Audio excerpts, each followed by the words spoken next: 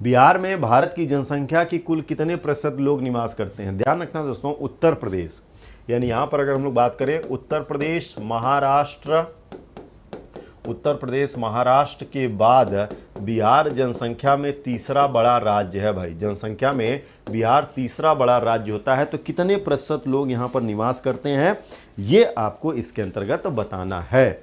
यानी बिहार की कुल जनसंख्या भारत के कुल जनसंख्या का कितना है, ये आपको फाइंड करना है। तो कितना है भाई? तो ध्यान रखना 8.60% है। यानी भारत की कुल जनसंख्या, बिहार की कुल जनसंख्या, भारत की कुल जनसंख्या का बिहार की कुल जनसंख्या कितना है? 8.60%। ये यहां से करना भाई। प्रतीत्य सामुत्य सिद्धांत का संबंध कौन प्रदर्शित करता है? प्रतीत्य सामुत्य सिद्धांत कौन लेकर के आता है? आईन अकबरी के अनुसार बिहार सूबा कितनी सरकारों में विभाजित किया गया था? ये अबुल फजल के अनुसार बनता है। ये यहां से ध्यान रखना है। तो चलो भाई, तो प्रतीत्य सामुत्य सिद्धांत कौन लेकर के आता है? तो ये सिद्धांत है बुद्ध का।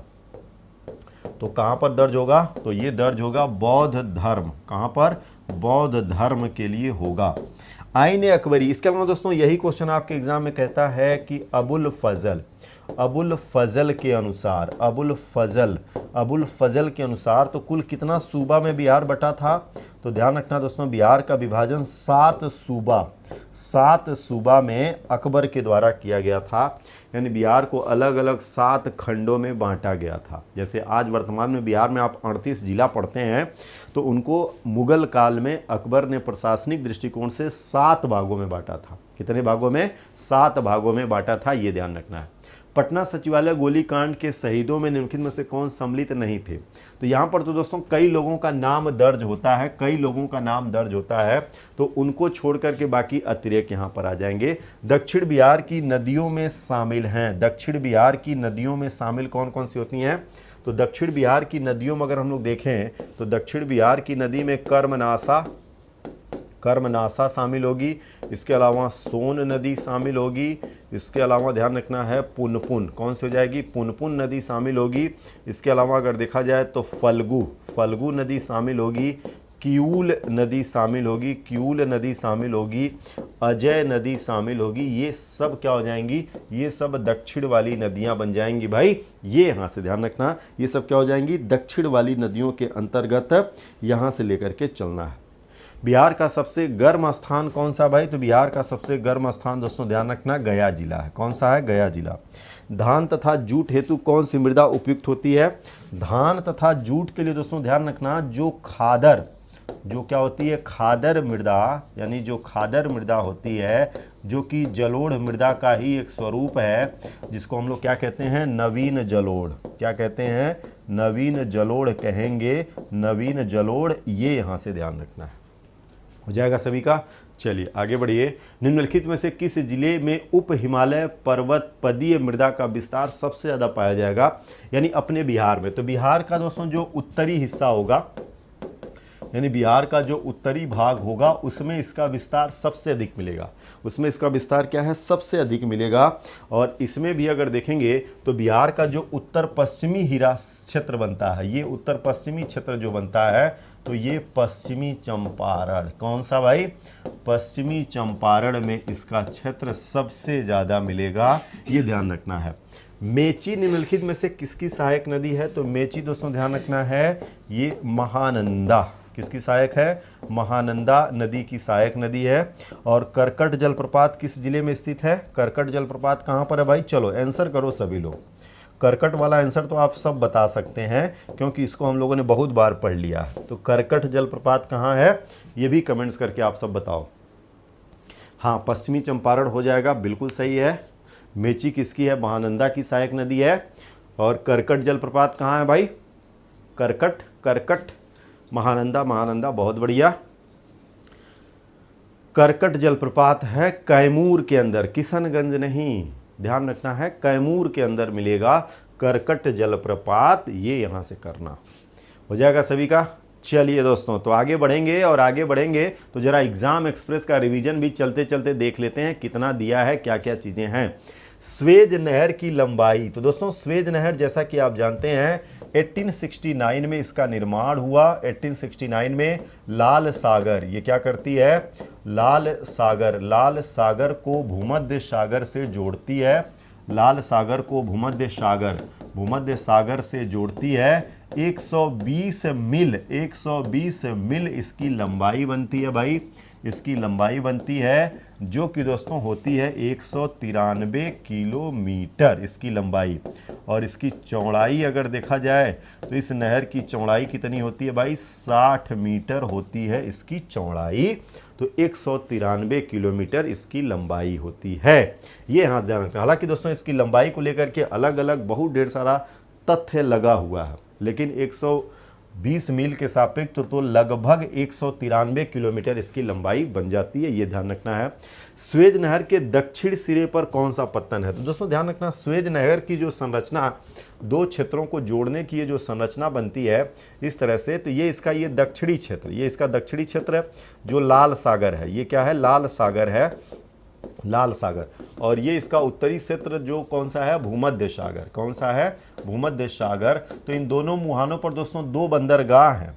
तो जो इसका ये उत्तरी हिस्सा होगा, क्योंकि ये उत्तरी छोर होगा, तो यहाँ पर ध्यान रखना दोस्तों, यहाँ पर मिलेगा कौन सा, पोर्ट सईद। यहाँ पर क्या मिलेगा, पोर्ट सईद मिलेगा। और ये जो दक्षिणी हिस्सा यहाँ पर क्या मिलता है, यहाँ पर मिलता है पोर्ट स्वेज। यहाँ पर क्या मिलेगा, पोर्ट स्वेज मिलेगा। तो स्वेज नहर के दक्षिणी सिरे पर कौन सा पत्तन मिलेगा, तो इसके दक्षिणी सिरे पर मिलेगा पोर्ट स्वेज। क्या मिलेगा, पोर्ट स्वेज मिलेगा। और इसका उत्तर वाला हिस्सा जो भूमध्य सागर से लगा हुआ है, यहाँ पर क्या मिलेगा, पोर्ट सईद मिलेगा। क्या मिलेगा, पोर्ट सईद मिलेगा। ये यहाँ ध्यान रखना। सू नहर किसको जोड़ती है? सू नहर दोस्तों ध्यान रखना, ये ग्रुप ऑफ ग्रेट लेक्स में जब आप जाते हैं, कनाडा और यूएसए की सीमा पर जो 5 झीलों का समूह है, वहीं पर सू नहर का जिक्र होता है। वहीं पर क्या है, ये सू नहर है। और ये सू नहर किसको जोड़ती है? तो ध्यान रखना दोस्तों, विश्व की सबसे बड़ी मीठे पानी की झील कौन सी है, सुपीरियर झील। सुपीरियर को ये जोड़ती है किससे, ह्यूरॉन झील से। ह्यूरॉन झील से जोड़ने का कार्य करती है। इन दोनों को आपस में मिलाती है कौन, सू नहर। ये ध्यान रखना है, हो जाएगा। चलिए, पनामा नहर के उत्तरी सिरे पर कौन सा पत्तन है? तो पनामा नहर दोस्तों ध्यान रखना, पनामा नहर आपको बताया है कि ये प्रशांत महासागर और कैरेबियन सागर को जोड़ती है। कैरेबियन सागर को क्या करती है, जोड़ती है। कैरेबियन सागर नहीं रहता है तो इसमें हम लोग अटलांटिक महासागर टिक करने लगते हैं। अब इसकी संरचना में दोस्तों उत्तर में जो होता है वो कैरेबियन हो जाता है। कैरेबियन क्या होता है, ये इसका उत्तरी क्षेत्र बनता है। ये इसका उत्तरी क्षेत्र बनता है। ये क्या बनेगा, उत्तरी छोर बनता है भाई। ये इसका उत्तरी छोर बनता है। और यहाँ पर जो बंदरगाह है उसका नाम होता है कौन सा भाई, तो यहाँ पर होगा कोलन बंदरगाह। क्या होगा, कोलन बंदरगाह होता है। ये यहाँ से ध्यान रखना है। और प्रशांत तट जो होता है ये इसका दक्षिणी छोर कहलाता है। ये इसका क्या कहलाता है, दक्षिणी छोर कहलाता है। और यहाँ पर मिलता है पनामा बंदरगाह। ये ध्यान रखना है। तो कोलन बंदरगाह कैरेबियन सागर छोर पर कोलन बंदरगाह मिलेगा और प्रशांत पर दोस्तों पनामा बंदरगाह मिलेगा। इतना ध्यान रखना है, हो जाएगा सभी का पक्का। चलिए, इसको अपने पास से रखिए। पेज पहला मोस्ट इंपॉर्टेंट बनेगा। विश्व की सबसे लंबी नहर कौन सी घोषित करी गई है, ये बताइए।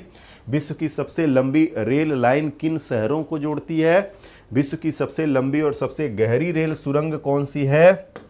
अर्जेंटीना के पंपास क्षेत्र में उरुग्वे की ओर चलने वाली तेज ठंडी हवाओं को क्या कहते हैं, ये यहाँ से बताना है। सबसे पहले दोस्तों विश्व की सबसे लंबी नहर को लेकर के चलेंगे तो इसमें कौन सी बनेगी, ग्रैंड कैनाल। कौन सी होती है, ग्रैंड कैनाल।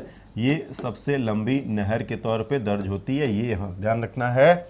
भारत में दोस्तों अगर देखा जाएगा तो भारत में जब हम लोग बात करते हैं तो भारत में कौन सी हो जाती है, इंदिरा नहर। ये भारत में हो जाएगी। ये यहाँ से ध्यान रखना है। विश्व की सबसे लंबी रेल लाइन कौन सी होती है, तो ध्यान रखना दोस्तों लेनिनग्राड से व्लादिवोस्टॉक, यानी लेनिनग्राड से व्लादिवोस्टक ये सबसे लंबी है और ये है दोस्तों रूस। इसको ट्रांस साइबेरियन रेल मार्ग कहते हैं। क्या कहते हैं? इसको कहते हैं ट्रांस साइबेरियन रेल मार्ग इसको कहा जाता है, ये ध्यान रखना है। विश्व की सबसे लंबी और सबसे गहरी रेल सुरंग गोथार्डा बेस सुरंग किस देश में स्थित है? तो इसका संबंध बनता है किससे? स्विट्जरलैंड से। किससे बनेगा? स्विट्जरलैंड से इसका संबंध बनेगा, ये यहाँ से ध्यान रखना है। अर्जेंटीना के पंपास क्षेत्र में उरुग्वे की ओर चलने वाली तेज ठंडी हवा को क्या कहते हैं? इसको बोलते हैं पैम्पीरो। क्या बोलते हैं? पैम्पीरो बोलते हैं भाई, ये ध्यान रखना है। पंपास घास का मैदान भी इसी क्षेत्र में बनेगा और इसको क्या कहेंगे? पैम्पीरो कहेंगे। हो जाएगा सभी का। चलिए आगे बढ़िए नेक्स्ट पर। दिन के समय हवा की दिशा किस ओर होती है? दिन के समय हवा की दिशा किस ओर होती है? तो दिन के समय दोस्तों स्थलीय क्षेत्र गर्म होते हैं, हवाएं ऊर्ध्वाधर ऊपर जाती हैं और महासागरीय क्षेत्रों से किधर होती हैं? स्थलीय क्षेत्रों की ओर। तो दिन के समय अगर देखा जाएगा तो सागर से स्थल क्षेत्र की ओर, स्थल क्षेत्र की ओर हवाएं चलती हैं, ये यहाँ से ध्यान रखिएगा, विशेष हो जाएगा। वातावरण में क्लोरोफ्लोरोकार्बन्स उत्सर्जन पर प्रतिबंध लगाने संबंधी प्रथम प्रोटोकॉल कहाँ बनाया गया था? तो ये बनाया गया था मॉन्ट्रियल में। कहाँ पर दोस्तों? तो ये बनाया गया था मॉन्ट्रियल कनाडा के अंदर का ये शहर है और यहीं से दोस्तों चर्चा होती है 16 सितंबर की। किसकी? 16 सितंबर की। और ये आयोजन हुआ था 1987 में, ध्यान रखना। समाज वानिकी में प्रयुक्त सर्वमान्य वृक्ष प्रजाति क्या है? तो समाज वानिकी में प्रयुक्त सर्वमान्य वृक्ष दोस्तों ये यूकेलिप्टस था, लेकिन आज इसको क्या कहते हैं? पारिस्थितिकी का आतंकवादी कहते हैं। तो ध्यान रखना है यूकेलिप्टस, ये यूकेलिप्टस होता है और इसको क्या कहते हैं? पारिस्थितिकीय